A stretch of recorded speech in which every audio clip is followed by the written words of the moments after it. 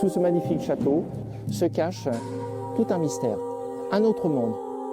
Un château creusé directement dans la roche, comme un bunker des temps anciens, pour se protéger des épidémies et surtout des invasions.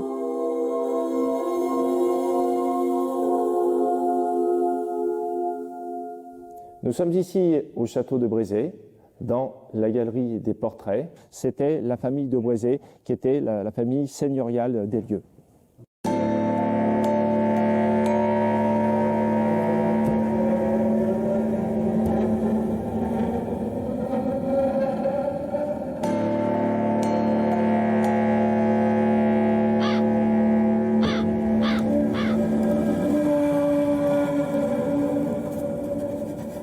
Le château souterrain, en fait, on en trouve sa toute première trace en 1063, pas vraiment une toute première trace écrite, mais les archéologues pensent qu'il a été creusé, en fait, d'une façon antérieure, lorsqu'il y a eu les grandes invasions des Vikings.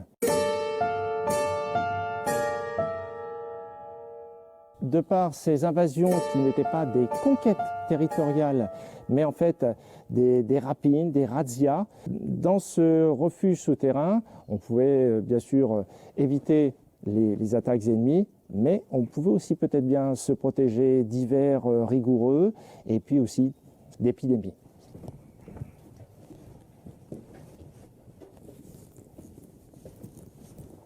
On abandonnait la maison aérienne pour descendre rapidement dans le sol et se mettre à l'abri.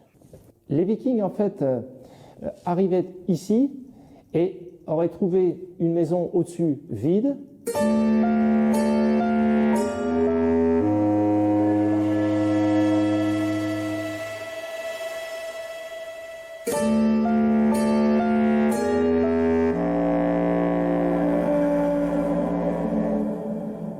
Nous sommes maintenant arrivés à l'intérieur de l'étable, juste devant cette grande mangeoire troglodytique qui permettait en plus d'attacher les animaux.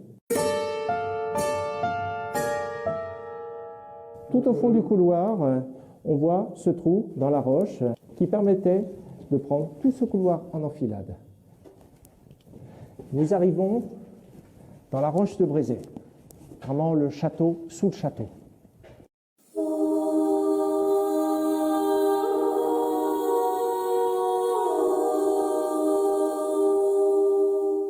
Autour de ce puits-lumière, comme un trèfle à X feuilles, se trouvait un certain nombre de salles. C'est un système de bunkers, sauf que souvent les bunkers sont émergés de la surface du sol. Là, nous sommes totalement immergés, d'où la nécessité d'un puits-lumière.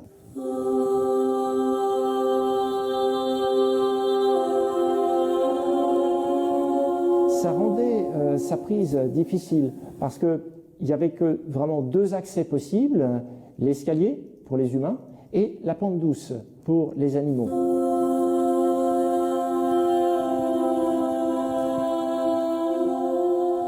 Et là, nous sommes toujours sous terre, mais tout contre une des ailes du château. Dans un endroit où il n'y avait pas possibilité d'être touché par d'éventuels attaquants. L'essence même de ce bunker, la partie la plus protégée de tout cet ensemble souterrain.